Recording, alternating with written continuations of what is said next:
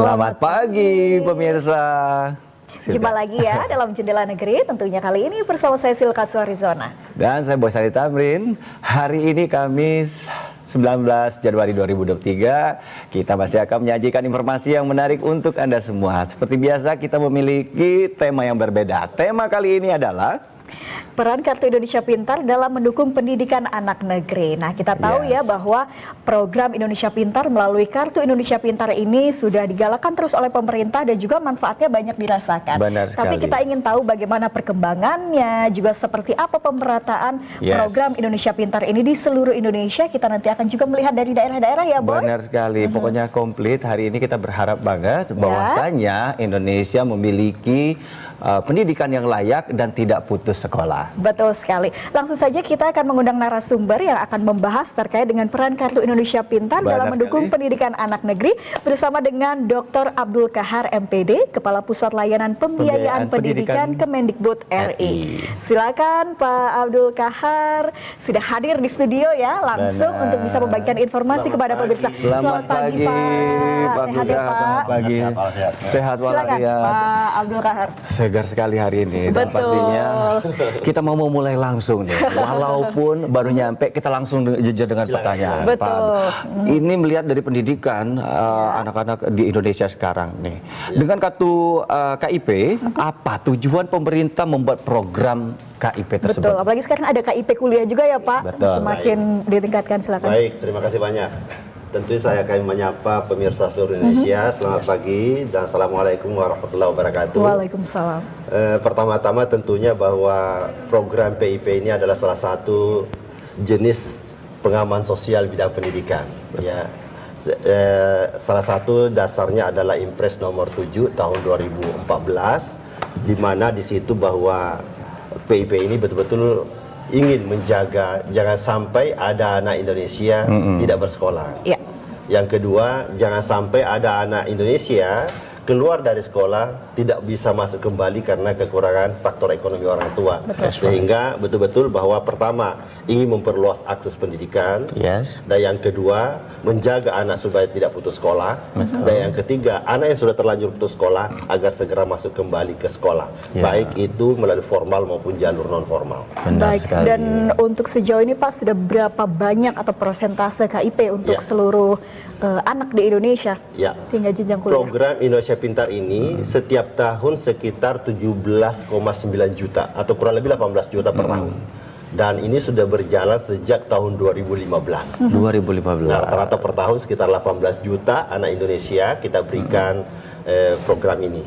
Di jenjang SD sekitar 10 juta, di jenjang SMP sekitar 4 jutaan, kemudian di SMA SMK sekitar 1 juta lebih anak yang selalu mendapatkan layanan program Indonesia Pintar ini setiap tahun. Dari kurva tersebut, apakah sudah tepat sasaran pemerintah memberikan bantuannya? Alhamdulillah untuk sementara kami sangat meyakini bahwa itu tepat sasaran. Karena kenapa? Sumber data yang kami gunakan pertama tentunya anak-anak yang terdata di Dapodik itu sudah pasti. Tetapi tidak begitu saja langsung kami bahwa anak yang ada dalam Dapodik itu kami semuanya otomatis diberikan bantuan. Tetapi dasar sebagai kolam untuk data sumber datanya adalah DTKS dari Kemensos. Sehingga dari DTKS kami padankan dengan data Dapodik.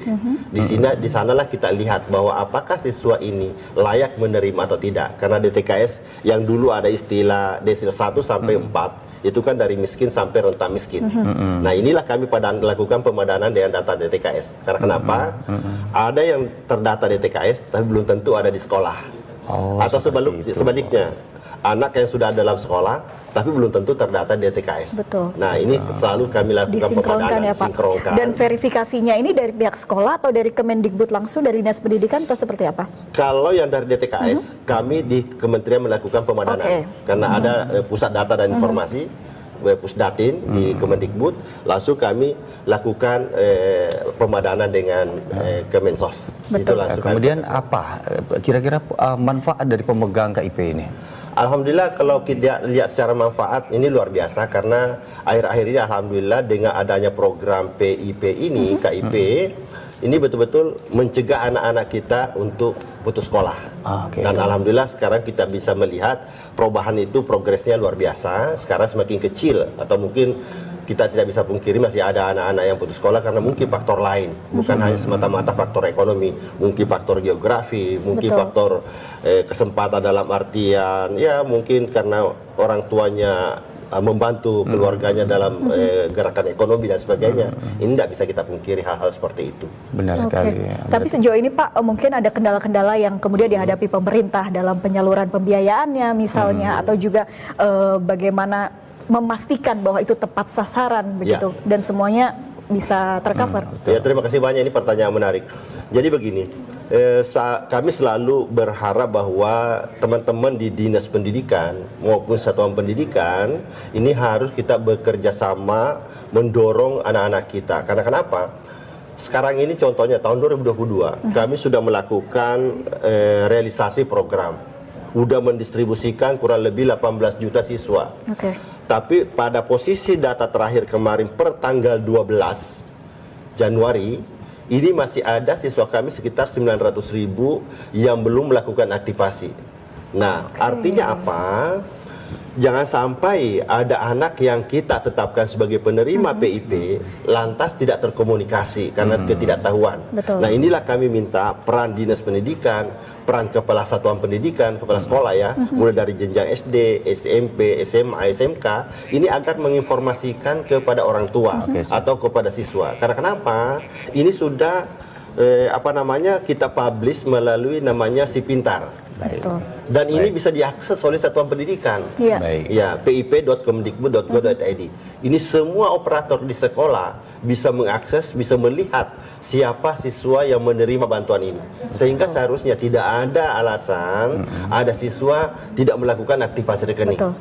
Nah, ini saya disayangkan kalau umpamanya sampai tanggal 31 Januari lantas siswa tidak melakukan aktivasi rekening, bantuan ini otomatis kembali ke kas negara. Kas negara. Baik. Ini sangat disayangkan. Betul, betul. Karena pemerintah sudah menyiapkan anggaran, masyarakat kita yang membutuhkan sangat banyak, tetapi kita sudah implementasikan realisasi di lapangannya ternyata belum komitmen kita bersama-sama. Baik. Dan ini harus Baik. diperhatikan Benar begitu sekali. ya. Betul, betul. Pak, kita akan melihat bagaimana kondisi program Indonesia Pintar ini di daerah-daerah. Nanti ada Baik. Maluku dan lain sebagainya dalam segmen reportase berikut ini. Baik.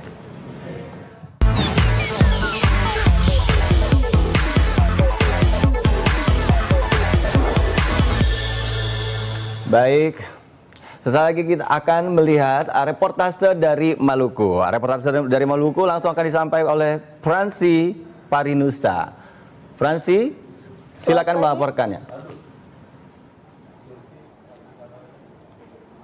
Baik, selamat pagi Boy dan juga Vilka. Terkait dengan Kartu Indonesia Pintar ini, kalau kita ngomongin Kartu Indonesia Pintar di Maluku sendiri, ini bukan hal yang baru untuk masyarakat yang ada di Maluku. Karena sejak tahun 2017 lalu, Presiden Republik Indonesia Joko Widodo melalui kunjungannya ke Ambon Maluku ini telah membagikan kurang lebih 1.265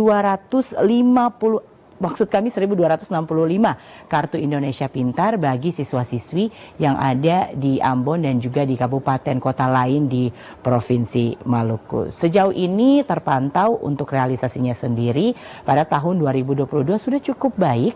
Para pemegang Kartu Indonesia Pintar ini sudah bisa menerima manfaat dan juga mengakses bantuan pemerintah melalui program Indonesia Pintar atau PIP. Nah, permasalahannya sayangnya belum semua siswa-siswi yang menjadi skala prioritas, yaitu mereka yang datang dari keluarga tidak mampu bisa mengakses Kartu Indonesia Pintar ini. Hal ini terkait dengan jumlah calon penerima Kartu Indonesia Pintar yang masih ditetapkan oleh Kementerian Pendidikan Republik Indonesia. Nah, terkait dengan hal ini juga beberapa sekolah di Maluku kemudian memperlakukan sistem penyaluran bergiliran khusus bagi para penerima non-KIP atau Kartu Indonesia Pintar. Nah, berbicara tentang manfaat Kartu Indonesia Pintar ini, beberapa waktu yang lalu kamu sempat ngobrol dengan siswa para penerima manfaat atau pemegang Kartu Indonesia Pintar ini. Menurut mereka kartu ini cukup sakti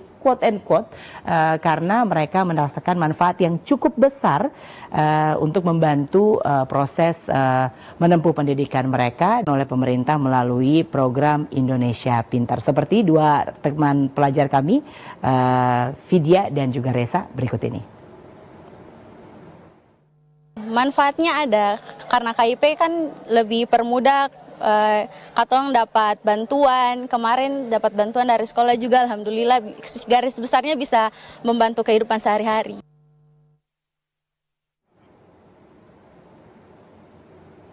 Nah, pemirsa, untuk pelajar di Maluku yang bisa mendapatkan bantuan pendidikan atau PIP ini juga diprioritaskan sama seperti daerah-daerah lain yang ada di Indonesia, diprioritaskan datang dari keluarga yang kurang mampu. Nominalnya sendiri juga berbeda-beda tergantung dengan jenjang pendidikan yang hendak ditempuh oleh calon penerima Kartu Indonesia Pintar ini. Misalnya siswa yang saat ini sedang duduk di bangku SMA yang berprestasi juga namun berkendala dengan masalah finansial untuk melanjutkan pendidikan ke jenjang yang lebih tinggi seperti di perguruan tinggi.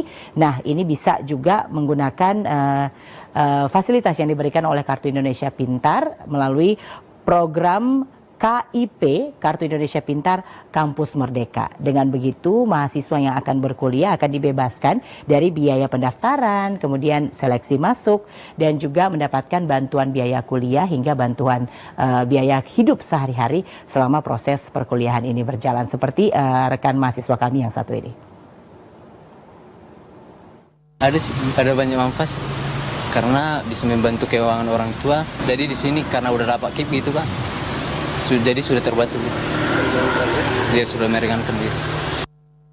Nah, Boy, Vilka dan juga pemirsa, Dinas Pendidikan Provinsi Maluku juga memberikan informasi tambahan dan juga menyebutkan bahwa setiap peserta didik pemegang KIP atau Kartu Indonesia Pintar wajib mendapatkan bantuan PIP atau Program Indonesia Pintar jika kartu yang diperoleh telah didaftarkan ke pihak sekolah. Karena ada kendala lagi nih, kalau belum didaftarkan kartunya dan belum juga datanya diperbaharui di server Dapordik, dikhawatirkan nama penerimaan bantuan tidak terdata. Berikut keterangan Sekretaris Dinas Provinsi Maluku, Hussein, berikut ini. Bukan ada berbagai data yang harus terpenuhi. Salah satu di antaranya adalah siswa miskin yang memiliki KIP. Dan KIP itu adalah merupakan program prioritas untuk mendapatkan PIP. Tetapi semuanya harus bermuara sekali lagi kepada data Dapodik sekolah. Oleh karena itu, mereka-mereka yang memiliki KIP atau siswa yang memiliki KIP itu harus melaporkan ke operator sekolah agar datanya diupdate. Boy dan juga Vilka, di luar manfaat Kartu Indonesia Pintar yang telah dinikmati oleh anak-anak siswa-siswi yang ada di Maluku, ternyata pemegang Kartu Indonesia Pintar ini belum terdata di Maluku secara kolektif. Hal ini dikarenakan sebagian anak-anak maupun orang tua belum memahami secara rinci bagaimana kemudian regulasi penggunaan Kartu Indonesia Pintar yang seharusnya. Maka Dinas Pendidikan Provinsi Maluku selalu menghimbau dan juga memberikan saran bagi para pemegang Kartu Indonesia Pintar di seluruh jenjang pendidikan untuk mengupdate aktivasi Kartu Indonesia Pintar agar supaya penyaluran bantuan ini bisa lebih tepat sasaran. Demikian yang dapat kami informasikan dari Maluku terkait manfaat Kartu Sakti, Kartu Indonesia Pintar untuk jendela negeri. Kembali ke Boy dan Vilka. Terima kasih Fransi dari Maluku yang mengatakan kartu sakti Kartu katanya. sakti. Nah, tapi ini menarik ya Pak, tapi juga banyak ternyata masyarakat yang belum mengetahui bagaimana sih cara menggunakan atau regulasi dari Kartu Indonesia Pintar ini sendiri. Nanti mungkin Pak Abdul bisa menjelaskan terkait juga kondisi di Maluku tadi ya Pak, tapi setelah jeda yang satu ini ya Pak. Jadi jangan kemana-mana pemirsa, tetap bersama kami di Jendela Negeri.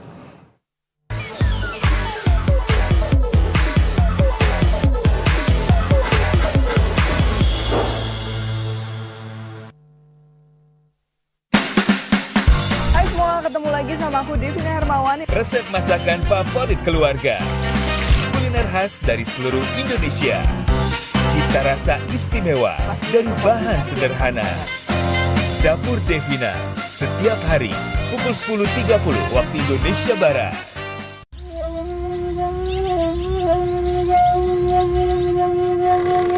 Nan babuai takana dinyo rumah gadang di kampung Baala keadaannya gini yo. taraga jo kenangan ditampe awak lai ya. takana maso-maso akan kete. Angin bambui mengantan badan. Senyum jogala urang nanawak sayang. Lado di muka. Anak awak pulang, Mbak.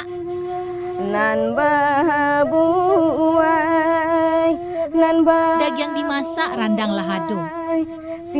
Hati sanang basa mudun sanak kasadun. Mancalek ka pintu, awak kiro siapo. Kawan lamo datang tak kajui hatiku. Buah gandang menambah sumara rumah gadang. Panari pidang sungguh menawan. Kokoh tiang istana Pagaruyuang masih tak jago. Ruangannya gadang, megah, belantai 3. Bahias maniak-maniak baju na dipakai ko. Tingkuak balapak suntiang di kapalu. Siana manyangko anak rantau tibo ke kampuangnya. Malapeh rindu sakijok matu.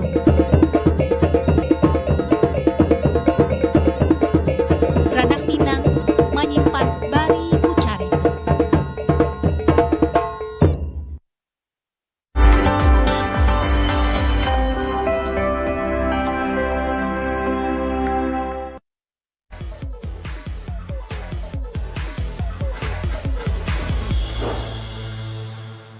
Pemirsa, terima kasih masih bersama kami di Jendela Negeri dan masih bersama narasumber kami Bapak Dr. Abdul Kahar. Betul sekali Pak Abdul, tadi kita melihat bagaimana Maluku kemudian dari beberapa tahun yang lalu Pak Jokowi memberikan 1.700-an gitu ya kartu Indonesia Pintar untuk para siswa-siswanya, dan tapi masih ada kendala seperti aktivasi yang tadi sempat disinggung Pak Abdul. Nah ini bagaimana Pak kemudian?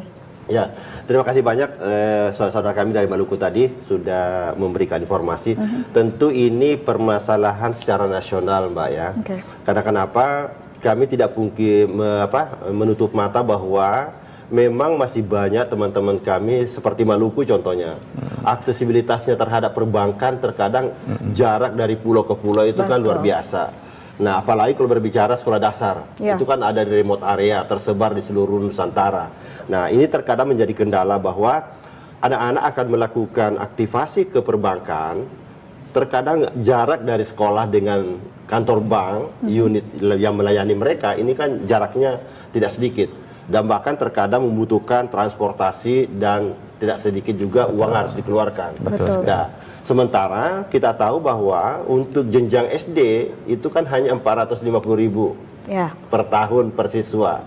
Nah artinya ini memang satu perhatian harus kami berikan, sehingga selalu kami mengajak teman-teman di perbankan, ayo kita lakukan diversifikasi layanan, kita lakukan layanan kunjungan ke sekolah-sekolah. Karena kenapa?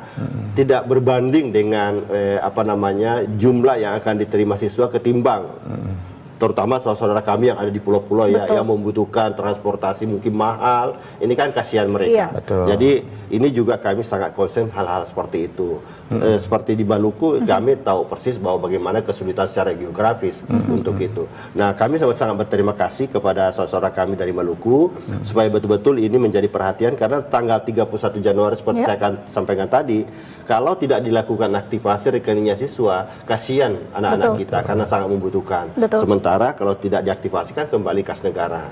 Nah, ini yang kami sangat concern. Jadi bukan hanya Maluku, termasuk saudara kami yang ada di NTT dan sebagainya, aksesibilitas terhadap perbankan ini sangat sulit untuk mereka lakukan. Baik, Pak Abdul, sebelum kita melihat ke Kalimantan Timur nanti bagaimana kartu Indonesia Pintar di sana, tadi juga menarik dari Maluku bahwa anak-anak SMA, SMK yang memiliki KIP dapat kemudahan juga untuk bisa mendapatkan KIP kuliah, begitu ya Pak? Ini seperti apa? Jadi betul, istilahnya tadi dari Maluku adalah kartu sakti. Kartu sakti.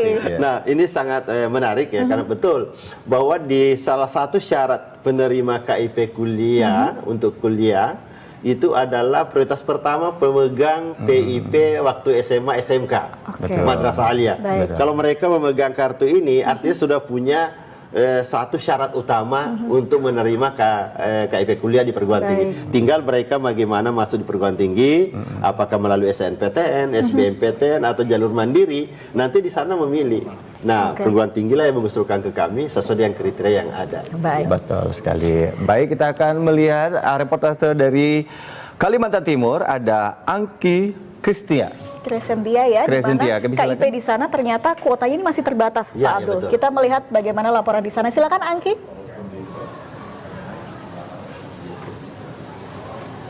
Ya, selamat pagi Silka dan Bot.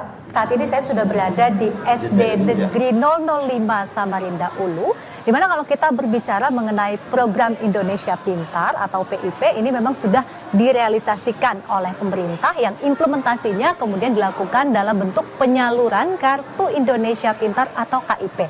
Nah, kalau kita melihat di wilayah Kalimantan Timur, sebenarnya untuk penyaluran KIP sendiri ini sudah melebihi target dari yang ditetapkan, yaitu penerimanya sudah berjumlah sebanyak 202.185 orang dari total sebanyak 236.000 lebih warga miskin yang terdata di Provinsi Kalimantan Timur.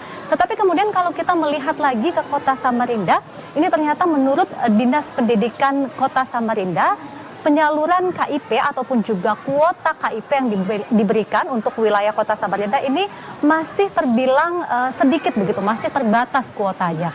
Karena memang untuk jumlah warga ataupun juga para peserta didik yang berhak menerima ini lebih banyak dibandingkan dengan kuota yang diberikan. Dengan kata lain, ini masih dinilai belum mengcover dari jumlah yang diberikan untuk wilayah Kota Samarinda. Nah, dari data yang kami terima khusus untuk tingkat SD saat ini sudah disalurkan kepada sebanyak 19.017 siswa dengan total penyaluran dana bantuan sebesar 7,9 miliar rupiah. Nah, untuk lebih jelasnya saat ini saya akan berbincang bersama dengan Kepala SD Negeri 005 Samarinda Ulu, Pak Sumaryanto. Kalau kita melihat ya, ini kan wilayahnya juga berada di tengah Kota Samarinda untuk SD Negeri 005 sendiri. Penyaluran ataupun juga kuota KIP yang sudah didapatkan seperti apa, Pak, sejauh ini? Terima kasih, Mbak Anti. Sebagaimana kita tahu bahwa penyaluran KIP untuk khususnya di SD 005 ini sangat lancar. Sebagai gambaran bahwa data yang kita terima dari tahun 2020 itu sebesar 20%, yaitu 140 siswa dari jumlah siswa 167 siswa. Kemudian tahun 2021 itu meningkat 21%, sebanyak 167 siswa dari 667 siswa. Kemudian untuk data tahun ini 2022 itu 20%, menurun sedikit sebanyak 140 lagi. Nah, ini sangat membantu bagi kami terutama untuk orang tua siswa. Kemudian harapan kami ke depannya bisa ditambah lagi karena di sini rata-rata orang tua siswa itu tingkat kehidupannya yaitu menengah ke bawah. Mungkin itu harapan saya, Mbak Anti. Baik, Ya. terima kasih banyak Pak Sumaryanto. Mudah-mudahan ini bisa tercover semua lagi ke depannya ya Pak untuk penerima KIP. Dan juga pemirsa, selain bersama dengan Kepala SD Negeri 005 Samarinda Ulu, saat ini saya sudah bersama juga dengan perwakilan dari Komite Sekolah SDN 005 Samarinda Ulu, Pak Muhammad Nur. Pak Nur, kalau kita lihat nih untuk penyaluran KIP sendiri bagaimana sih Pak tanggapan dari orang tua siswa terkait dengan keberadaan ataupun juga kuota KIP yang diberikan? Baik, terima kasih. Kalau kami dari orang tua wali murid, tentu kalau kita bicara KIP sangat berterima kasih. Tetapi karena kita melihat, karena jumlah ini artinya sekolah ini juga berada di lingkungan menengah ke bawah, sehingga kami dari orang tua mengharapkan ada penambahan kuota yang berkaitan dengan KIP atau Kartu Indonesia Pintar. Karena bagaimanapun juga jumlah yang ada menurut kami sebagai orang tua wali murid masih kekurangan. Sehingga itu yang harapan dari orang tua wali murid. Terima kasih. Ada harapan agar terjadi penambahan kuota ya. Dan itulah tadi perbincangan saya bersama dengan pihak sekolah SD Negeri 005 Samarinda Ulu. Semoga untuk kuota KIP ke depannya bisa ditambah lagi untuk wilayah Kalimantan Timur, tidak hanya di kota Samarinda dan tidak hanya untuk jenjang SD tetapi hingga ke tingkat perguruan tinggi. Demikian dari Provinsi Kalimantan Timur, kita kembali ke Silka dan Boy. Silakan. Ya, terima kasih dari Samarinda. Kalau kita melihat dari Kota Samarinda ini berarti sudah memenuhi kuota ya Pak. Ya. Dan kalau dipertanyakan seluruh Indonesia berarti apakah sudah berapa banyak manfaat yang mereka terima Pak? Ya.